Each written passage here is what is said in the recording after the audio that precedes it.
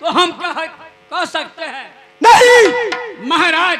वो खोल बहन तो आपको है। हाँ आपको बहन है तो हमारा भी बहन है। क्यों नहीं? हम है धर्म का, आप है धर्म का, हम है पाप का। हाँ सुनिए, हाँ ये संपत्ति किसका है? किसी का नहीं महाराज, ये आपका है। ये संपत्ति है सबका, किसी का भी नहीं होता। नहीं, नाम तो धरना होगा। संपत्ति आपका है, आवाज बहन आपको है। क्यों नहीं? ना दुनिया में ना 2 गो, ना 3 गो, ना 4 गो, एक बहन है। क्यों नहीं? महाराज, छोटी सी बात में बहन अगर इच्छा हो गया कि हम जागे देखने के लिए। क्या देखने के लिए? महाराज, या बड़े महाराज कहते हैं, आप भी कहते हैं कि बाजार लगा दिए हैं। हाँ तो ललसा भी लगा हुआ है आपको बहन के, तो क्या बात है इसमें? नहीं, ये हो नहीं सकता। आज तक राजा खानदान का बहु बेटिया चौखट से पांव नहीं बाहर को डाला। क्यों महाराज, क्यों? ये चढ़ी जवानी मनस मस्तानी किधर कोठली की रहने वाली नारी नकबरदाना खाई, धूप लगे नारी कुम्हलाई, रौता लागे कुम्हलाई। महाराज सुनो, हमको इतना ही बाजने, हमरा से बाज के अधिकार छलके। तुम साइड हो जाओ। सोगिंद्रा, बउआ, तुहर भाई हो नहीं, सार पलम के चंडाल हो नहीं, बात बोला। सोगिंद्रा, हाँ भैया जी। क्या तुम बोलती है? तुम अभी बच्ची है, तुम बाजार जाने लायक नहीं है। तुम चढ़ी जवानी है। इस दुनिया में गांजा शराब गोटी भांग खाने वाले लड़का बहुत हो सके कोई दुश्मनी निकाल लिया सूरजमल का तो मेरे इज्जत बुर जाएगा।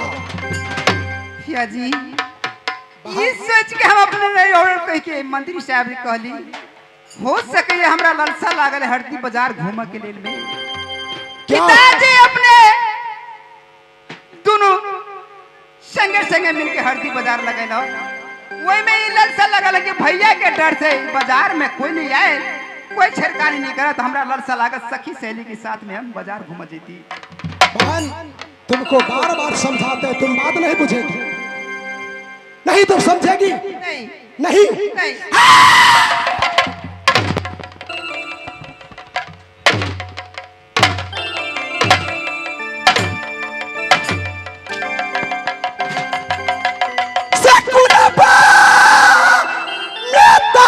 बता किया वो रारिया के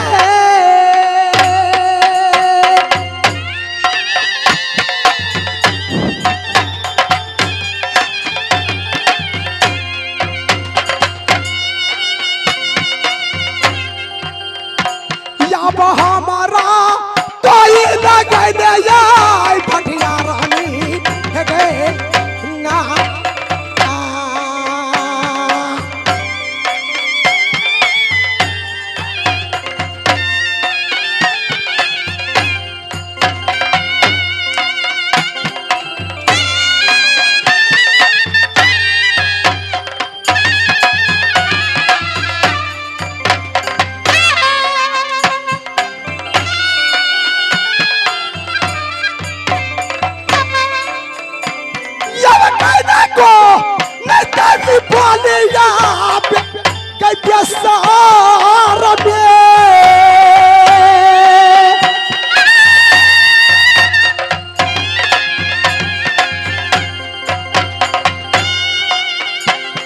अब हमारा क्या पूछे छे बेसरानी गईना।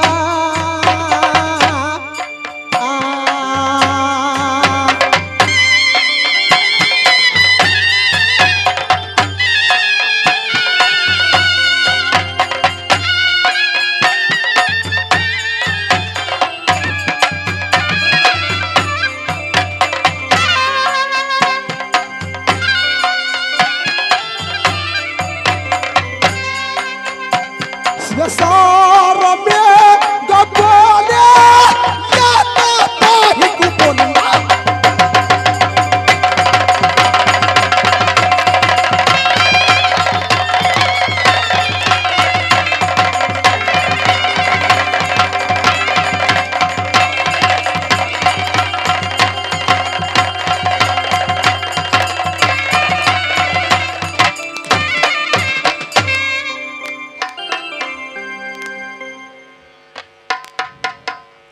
बहन स्वतंत्र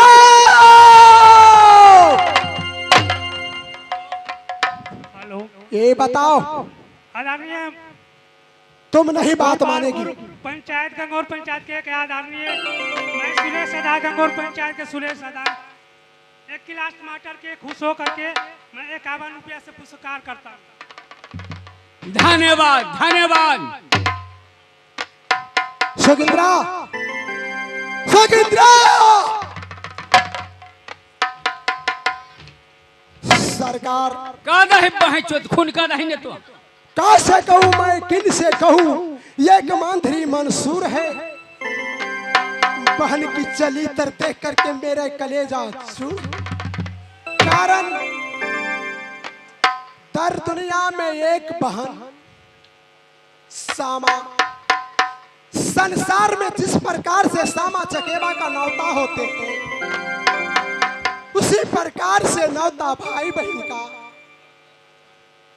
बहन बोल रहा है अपनी मुखार बिंदु से कि भैया जी ऑर्डर नहीं दीजिएगा, ये संसार में जहर माहौर खा कर या चाहे फसरी लगा करके मर जाएंगे।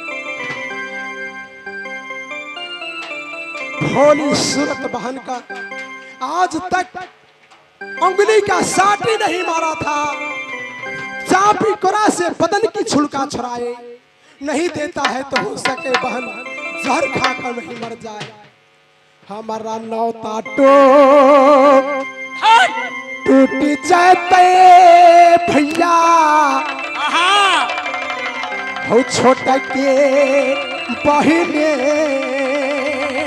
क्या नहीं महाराज। कितना हम बहनी के भैया ले भाई गोदी में हो खेला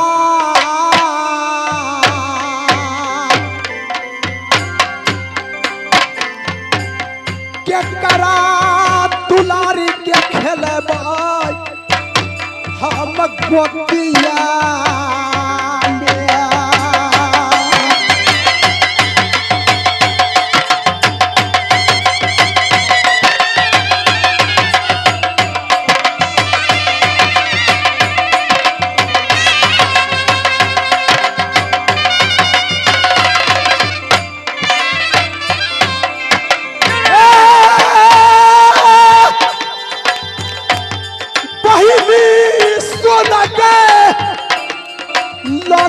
छिटक बहिनी गए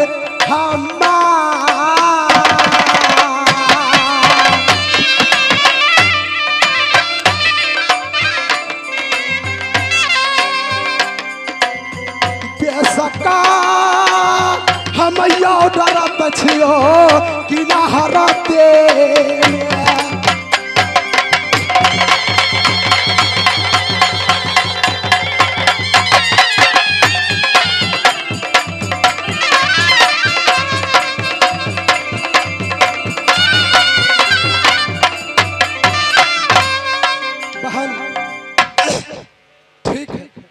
तुम जा सकती है सखी सलेहर के साथ।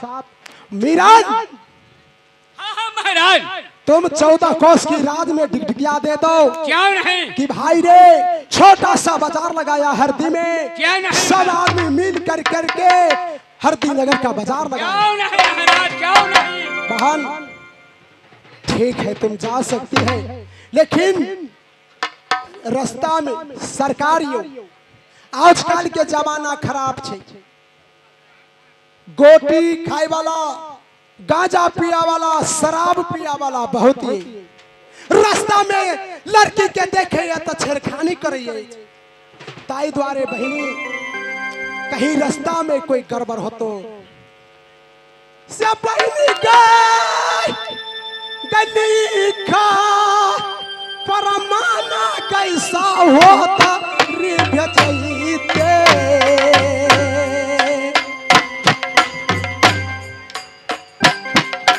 भैया तो ऐसा होता रहा के ना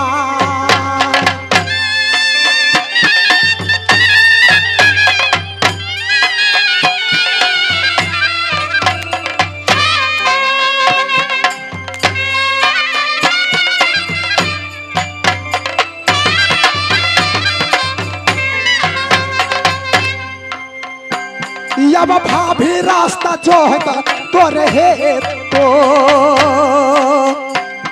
बहन अपनी पलंगिया पैया अय्या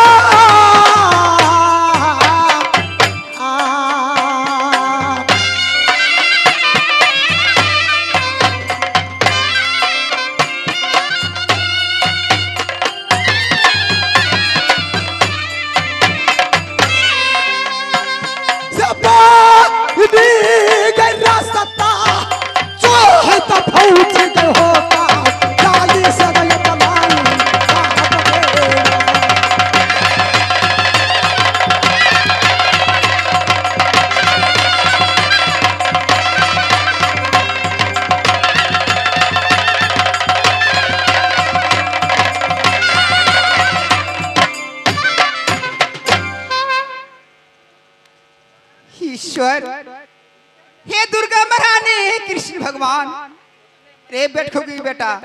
हाय हमें तो की कहे छे तू हमरा मार खेबे लगे तोहर भाइया है सार वहां धमकाती करबो। चुप ठीक है, जा सके शहरी अपना हमरा शहर की शहर से बजा के लाबो। हां हां हम जा रहल छी का हरदी बाजार में। ठीक है, जे कर कहे तो बुआ तो कर जा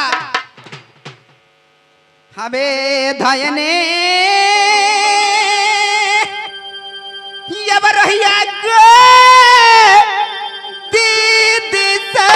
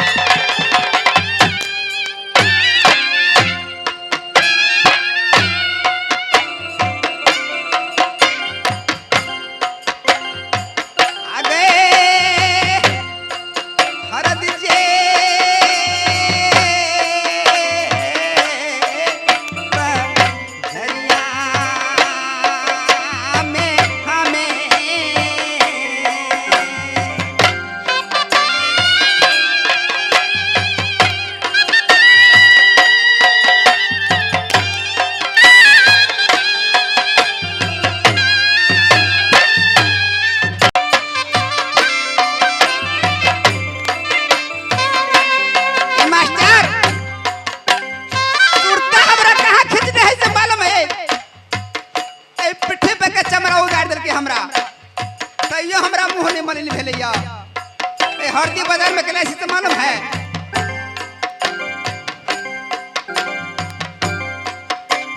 सेबिया भाई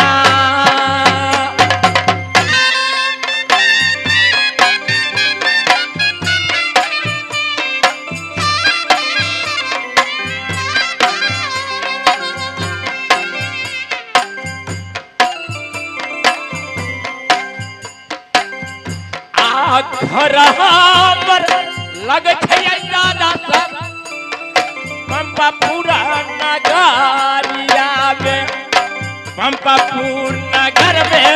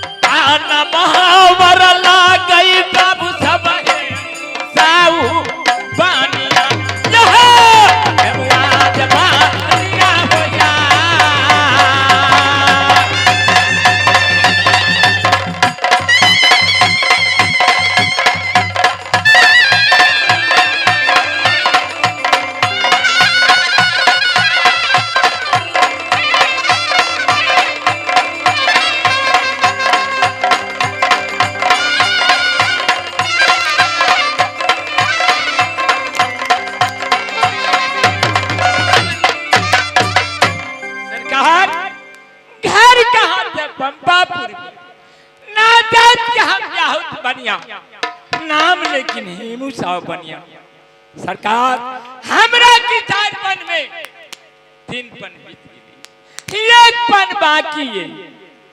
लेकिन शादी करा के लेल में दूगो के लिए सरकार किनको न पुत्रा न पुत्री दोनों में से केकरो नहीं भेल। सरकार हम तो गरीबी अवस्था वही बाजार करके आई तीनों परानी गुजर करे छलिए। एक समय के बाद कहे लालपट्टी बाजार के लिए हमरा लालपट्टी बाजार में वही बनीज करे के लिए मेरे एक बुरा अवस्था एक चला नहीं सकिए। लेकिन ताहु समय में गरीबी हाल सरकार सब जानित होगे कि गरीब के दुख केहनी है। लेकिन रह गए हम की लालपट्टी बाजार में गेली और वहां सब बाजार करके और भूख लागल कुछ पानी पिए के लिए में घर में तो कुछ रहे नहीं, कुछ सतंधा के भुजा भूज देने रही तीनों घर वाले हमरा सब देखबाई तो कब नहीं आई बुढ़वा के नहीं हनी हन घर वाली है सरकार। लेकिन भूज देने रहे खा ले लिए पानी पिए के लागी में अब चारों हर तक कहु इनार पोखर नहीं दिखल एक जगह वही बाजार के कोना के सामने में कि बाजार पे इनार पर नजर पड़ गई से जखने हौवल देखी रही अब वो हुता दे बाजार में दे दाना सब वो हुजे इनार में बाबू भैया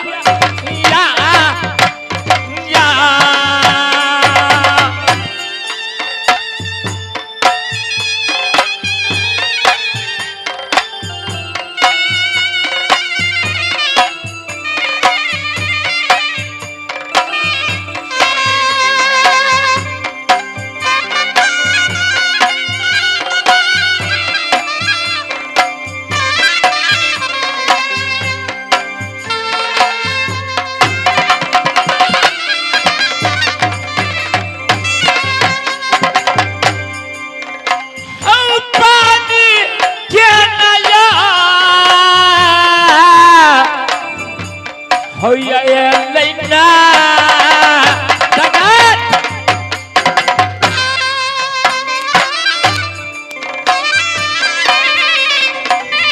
देखने डोलू बन गिरलिए तब पानी हम देखे केहन गरीबी और ताने आ डोल के पानी के